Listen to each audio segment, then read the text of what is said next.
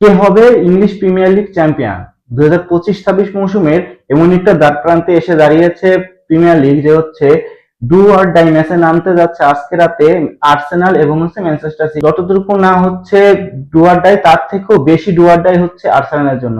কেননা আর্সেনাল বিগত বেশ কিছু ম্যাচ ধরে তারা হারতেই আছে। শুধু চ্যাম্পিয়ন্স লিগের ম্যাচ বাদে যদি ধরা হয় তাহলে প্রত্যেকটা প্রতিযোগিতায় তারা হেরেছে, সে ইংলিশ প্রিমিয়ার লিগ হোক আর এফএ কাপে হোক। এফএ কাপে তো ম্যানচেস্টার সিটির কাছে ধরাশায়ী হয়েছে, তো পরবর্তীতে তারা প্রিমিয়ার লিগেও আবার ধরাশায়ী হয়েছে বোর্নমাউথের কাছে, কোনো মতে বেঁচে গেছে স্পোর্টিং সিপির কাছে গোল 0-0 করে।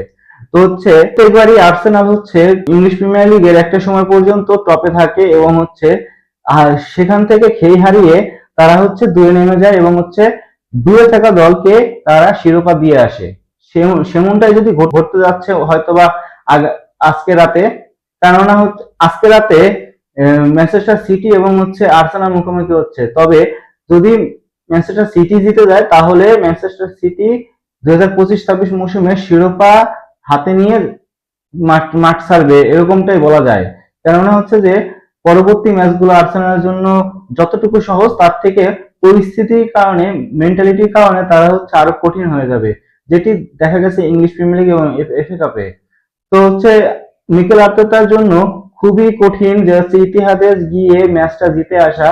সেখানে পেপ গার্দিওলার জন্য একটু হলেও সহজ, কারণ কেননা তারা হচ্ছে যে যদিও তারা চ্যাম্পিয়ন্স লিগ থেকে বাদ হয়ে গেছে, কিন্তু তাদের যে দৃঢ় মনোবল আছে সেই মনোবল দিয়ে তারা হয়তোবা ম্যাচটি বের করে নিয়ে আসবে। তবে আজকের যে ফরমেশনটা হতে পারে যে হচ্ছে দুই দলই হয়তোবা 4-2-3-1 ফরমেশনে যেতে পারে। তাদের যে প্লেয়ারের প্রোফাইল সেই প্রোফাইল বলে হচ্ছে 4-2-3-1 ফরমেশনে যাওয়ার পসিবিলিটি বেশি। তো দেখা যাক যে হচ্ছে ম্যানচেস্টার সিটি জিতে নাকি হচ্ছে আর্সেনাল জিতে।